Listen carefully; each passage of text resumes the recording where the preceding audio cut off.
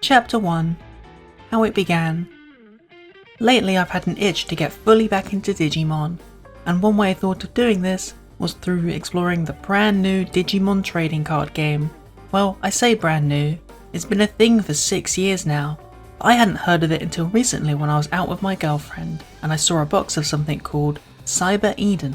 I didn't buy a pack, but it left me intrigued enough to look into this Digimon card game, and today I figured that I would document my first steps into the community.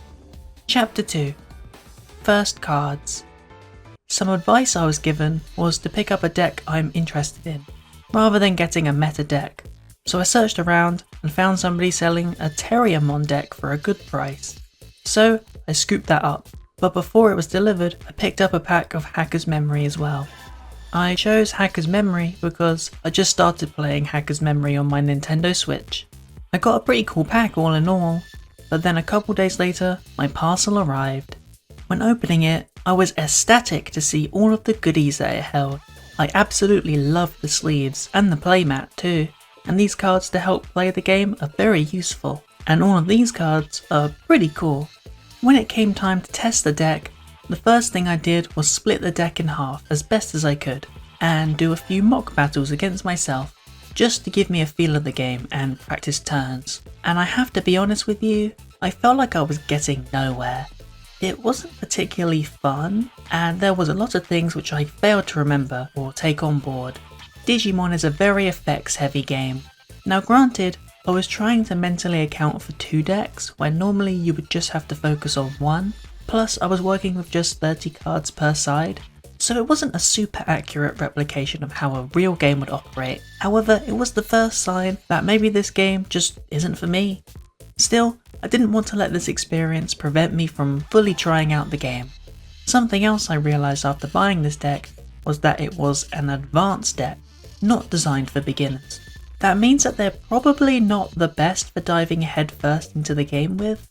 Even with my practice on the app, I just couldn't quite feel like I was fully grasping the game yet. I thought that maybe if I played with a full deck against another player who could guide me through the game, that would be what I would truly need to decide whether or not I want to properly pursue this game. Maybe they'd be able to suggest better decks to learn with, and offer ways to improve my own deck too. That became my next goal. Chapter 3. The game. Eventually, I found a place that does have an active group for the Digimon card game, so I sent them a few emails to ask about details. I did have to go quite a distance in order to get there, but it's a place I visit fairly frequently, so it wasn't too bad. I felt quite nervous after speaking to the receptionist. The people there were mostly for Yu-Gi-Oh!, but one person for Digimon showed up. After a few minutes of awkwardly browsing the store, I approached the guy and asked if he was here for Digimon. He was, so I took a seat, and not long after we got started with the game. After explaining I was new to the game, he was very nice and helped guide me through everything. While reading those useful tutorial cards that came with my deck helped, I still had plenty of questions to ask, like how Alliance works, or when effects can and can't be used. And he had to keep reminding me to draw when digivolving. I didn't expect to win with a deck straight out of the box, so losing was to be expected. But after that, my opponent went and grabbed a massive box full of the store's bulk, and he sifted through, pulling out a bunch of pieces which could be added to my deck.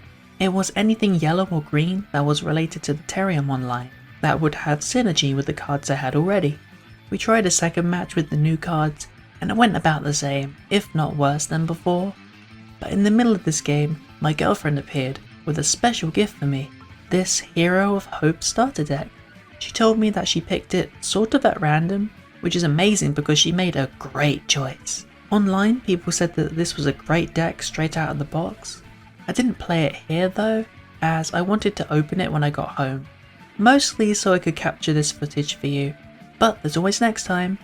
To round out the session, the Digimon player I battled grabbed like 3 more bulk boxes, and together we worked through, pulling out useful cards, funny cards, and just cards that I thought were cool or cute. All in all, I ended up taking home 122 new cards from the bulk alone, as well as a pack from my girlfriend too, which I did open up in the store. Needless to say, I was doing quite well in terms of cards to play around with. Chapter 4.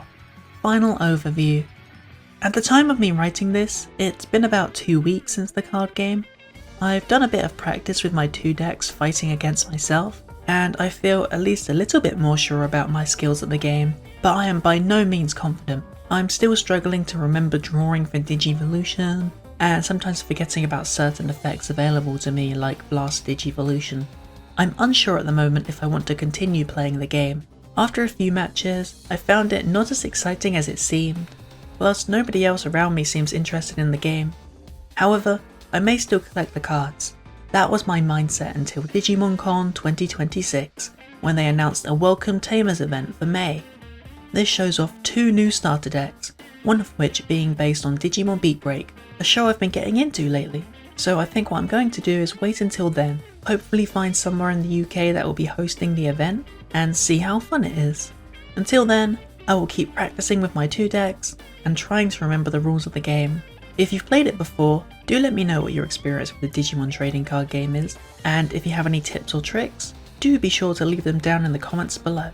This is the first video on my channel that's been about Digimon. It's been exciting getting back into it. I've been checking out a few of the recent anime series, and having a blast. Also thinking about getting Time Stranger at some point, though maybe after beating Hacker's Memory. We'll see. I hope you have a lovely rest of your day, and I will catch you in the next one.